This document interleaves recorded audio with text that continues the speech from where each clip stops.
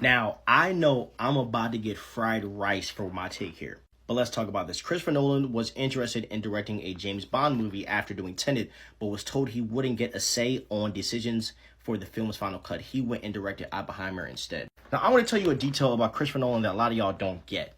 Christopher Nolan is a lore killer. That dude kills lore. And the reality is that the way that Christopher Nolan operates is he takes a bunch of creative liberties. He did it with the Dark Knight trilogy, he did it with Oppenheimer, and he would have done the same thing with James Bond. And he would have added stuff about James Bond that just wouldn't have been accurate. And does that mean it's bad or good? I mean, I don't know, because I don't know what his ideas were, but that's how Christopher Nolan operates.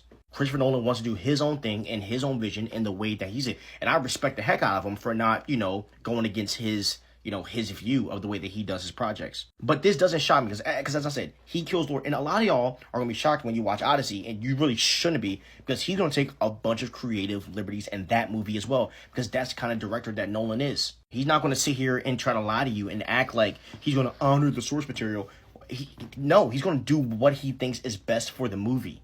And the reality is, look, as much as I don't like the Dark Knight trilogy, it's the most popular Batman trilogy of all time. You know why? Because he knows what fans like and he knows what fans want. And so, would James Bond have been bigger if Nolan took it? I think it would have been. And Nolan would have took mad liberties.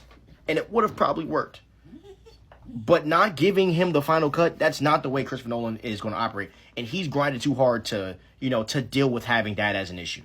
So this doesn't shock me because, as I said, he's a lore killer. That's just who he is. But he's not like Zack Snyder, where like he lore kills and it's just terrible. No, he lore kills for reasons that he believes are valid, but they actually work in his movies, unlike Zack Snyder does a lot of the time.